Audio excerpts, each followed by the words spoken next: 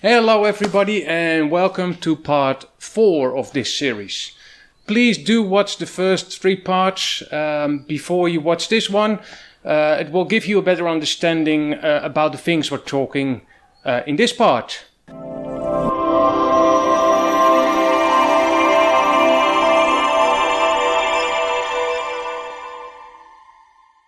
So, what actually will happen to those who never heard the gospel? Where do they go when they die? In the first part we have found out that actually every single person on this earth deserves to be punished for his or her sin. And this is actually the only just and honest position God can take. But we concluded also that this is not the end of the story. In part 2, we discovered that every human can have a certain knowledge of God through nature and also through his own or her own conscience.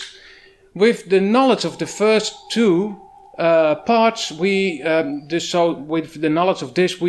actually discussed 2 persons from the Old Testament times, Abraham and Rahab.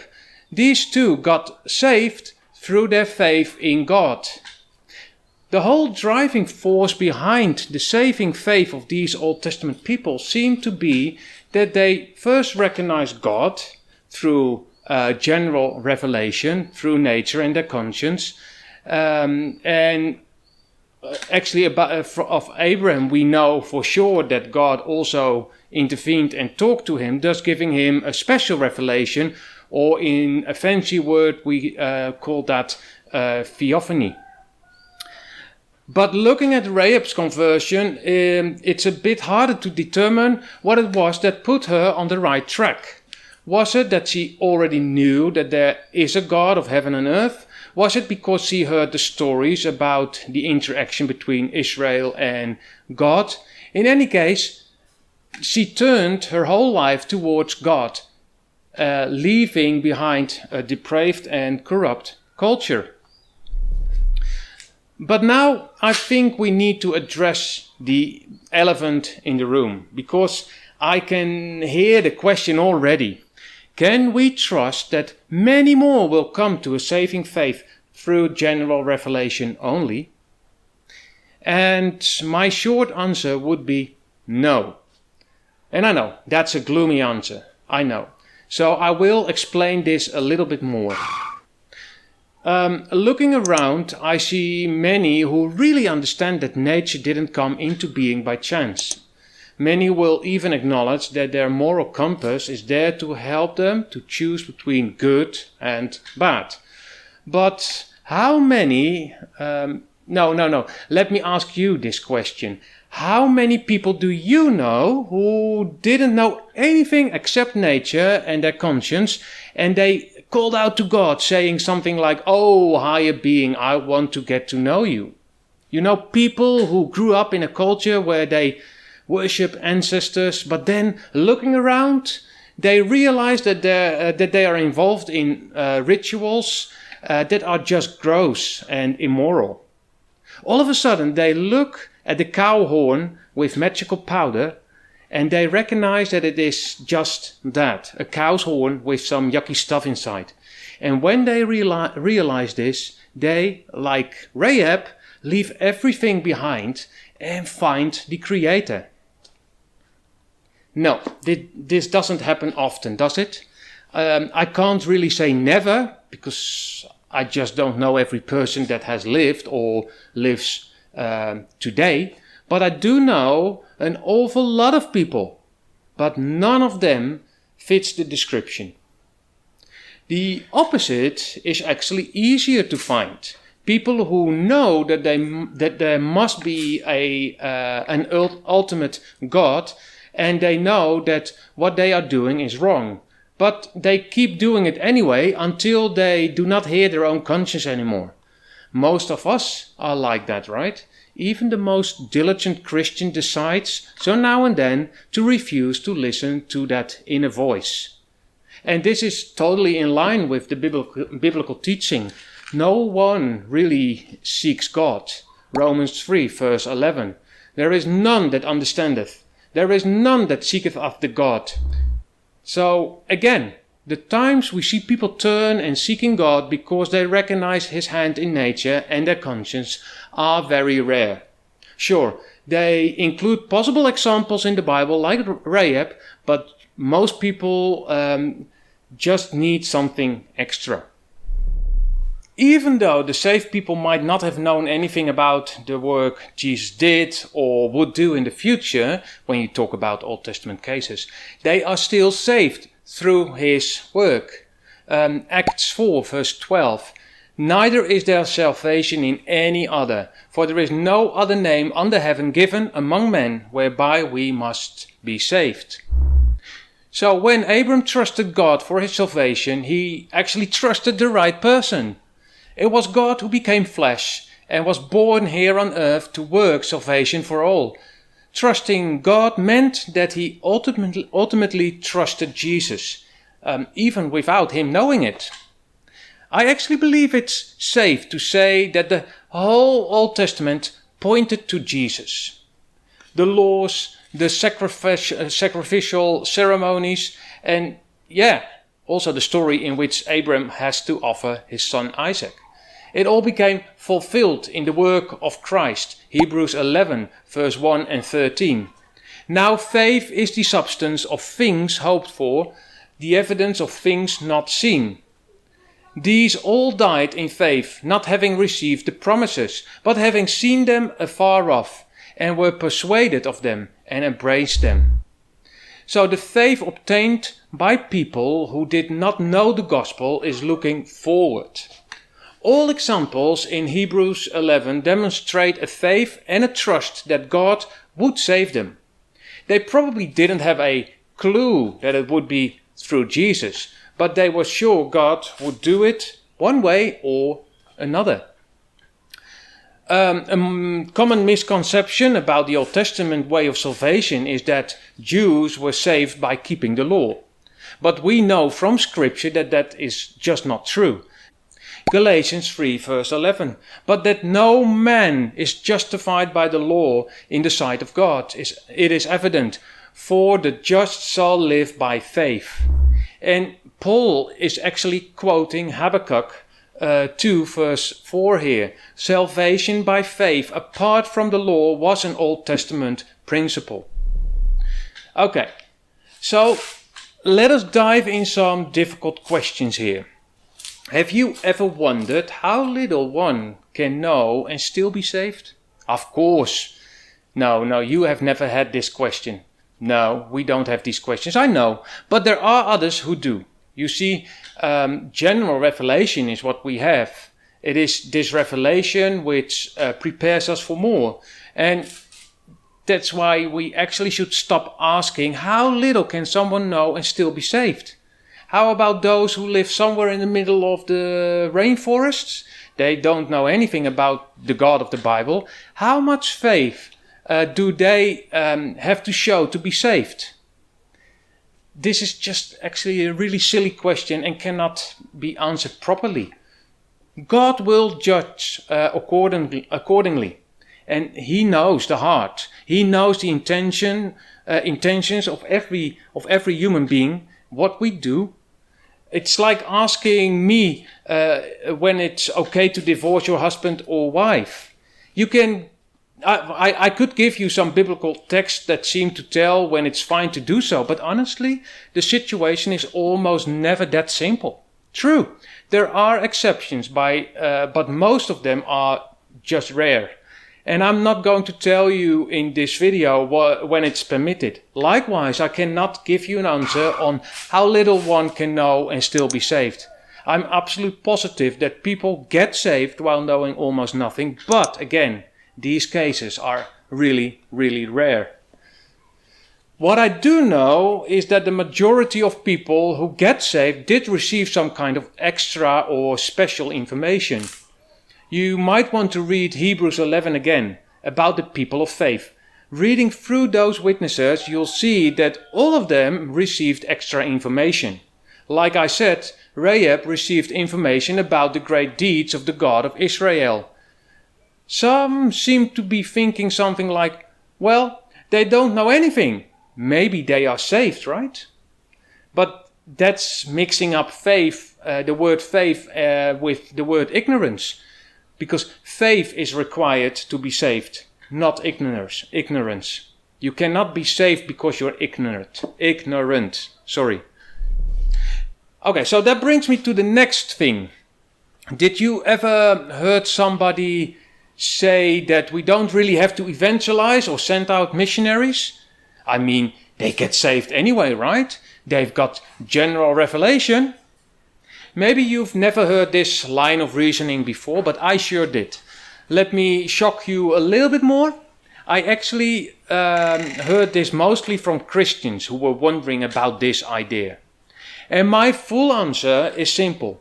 Not sending evangelists or missionaries is totally unbiblical. And suggesting such ideas shouldn't even be taken seriously within the Christian church. The Lord clearly says that we should go out and share the gospel.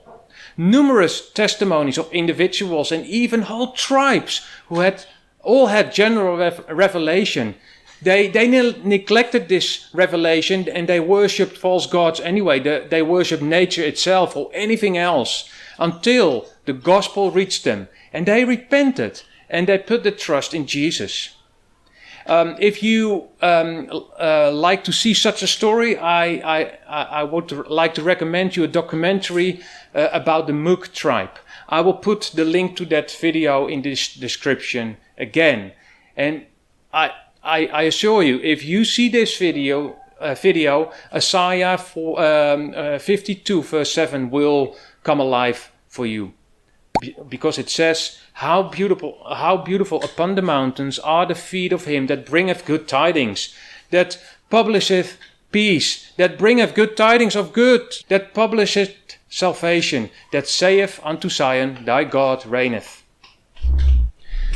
Okay, how about the idea that you can actually do harm to someone's search for God?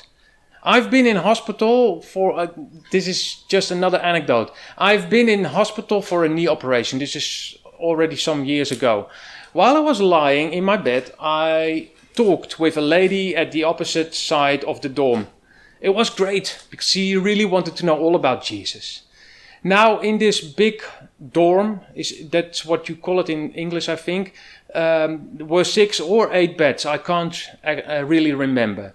It was a mixed dorm, so men and women were just sleeping there. And it was just for one day, I believe. But in one of the beds was another lady, and she didn't say anything. She was just lying there, reading a book, or so I thought. Weeks later, an older sister in church came to me. And she said that she heard that I was in hospital at the same time as her friend. And she knew it was me because her friend told her about me. It was a terrible experience for her friend. I was talking about this Jesus guy all the time. No, she didn't like it at all. But you know what? It wasn't the lady I talked to. It was the lady with the book. The older sister told me that I shouldn't talk too much about Jesus because people like her friend are being put off by it. She said that her friend was almost there. God was working on her and she wanted to answer God's call. But apparently I ruined it all. What my older sister actually implied was that my teaching or my preaching damaged this lady's hunger for the gospel, even after receiving special attention from God, because that's what she said. But is this valid? Can this be a good argument? Can it be that when someone who already understands general revelation and then receives some kind of special revelation, let's say a vision of God or a special dream which they received from God, can it be that they then when you come and you tell them about Christ and they would respond negatively? Like, oh no, he's nothing like I imagined. I don't want him. I actually believe when they really receive the special revelation, this doesn't happen. John 6 verse 45. It is written in the prophets, and they shall be all taught of God. Every man therefore that hath heard and have learned of the Father cometh unto me. This is what Jesus said. In other words, if you really learned about God, and I mean really learned, not that wishy-washy do-it-yourself religion preached by some wannabe preachers. No, when someone really got to know God the Father, he or she wants to know Jesus. Actually, Jesus is using his presence in Jerusalem to see whether the Jews really listened to the prophets or not. If they did, if they actually really listened to the things they have been taught about God the Father, they would have accepted him. John 5, verse 46 and 47. For had ye believed Moses, ye would have believed me, for he wrote of me. But if ye believe not his writings, ye shall not. How shall ye believe my words? So, hearing the gospel is wholesome to someone who learned about God. If someone has had the privilege to learn about God the Father, like the Israelites did, they wouldn't have any problem accepting Christ. However, now while I'm saying this, I recall the anecdote I gave in part 3 about the lady who got healed but still refused to follow Christ. You see, this is a totally different situation. That lady actually received special attention directly from the healing hands of Jesus. She understood who God was and what Jesus had done for us. Still, she didn't want to give up her life. This isn't about understanding anymore. No, this specific situation shows us that there are also people who are willingly ignoring the gospel. They will reject Christ no matter what. Okay, we've got that cleared up, right? But what about the earnest Muslim, Buddhist or Hare Krishna? They grew up in their religion and they might have sincerely searched for God, right?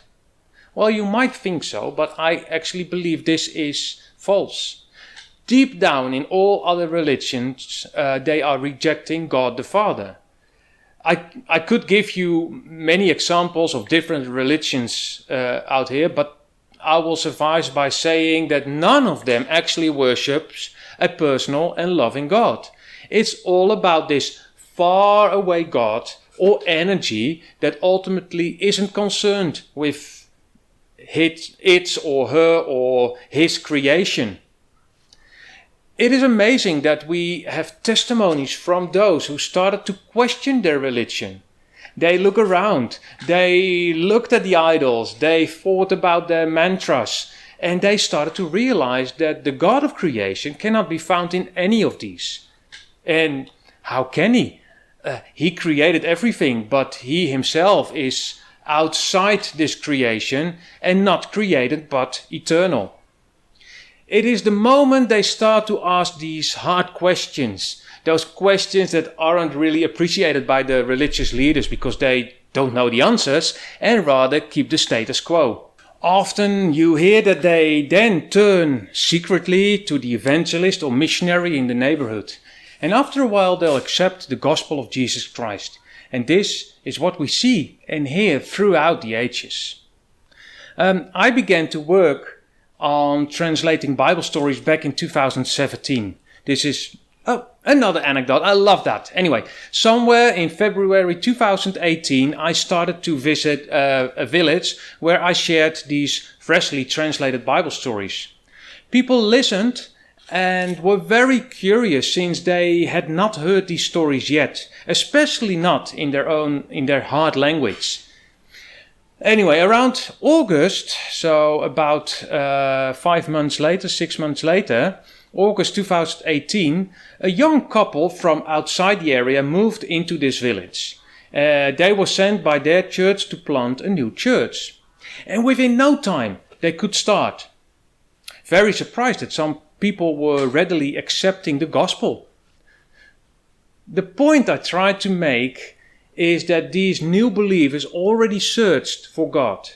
Then I came and explained to them who God is and about his plan to save us. I got as far as explaining to them that he promised to send Jesus as a sacrifice for all. They were eager to hear about it. My brother and sister move in and they explain exactly that. And then, kaboom, a new church started. Back then, we didn't know each other yet. They didn't know what I had done or preached, and I didn't know who they were. As far as I was concerned, they were just some new villagers. They are very young, but the beautiful thing is we have become very good friends, and now we actually work together.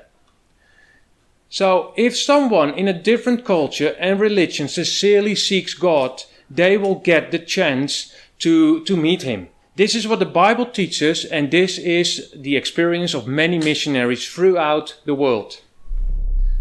Okay, I guess this episode is going to be the longest of all 4, but that's okay because I believe this episode is most important because of all the hard questions we are tackling here. So, what actually happens to those who never heard the gospel? Well, the answer seems to be that there might be some that start to look for the real God. And these people will get answers because God promised that they would find him. And he is not far.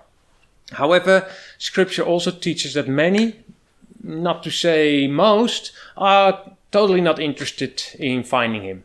They are content with their lifestyle.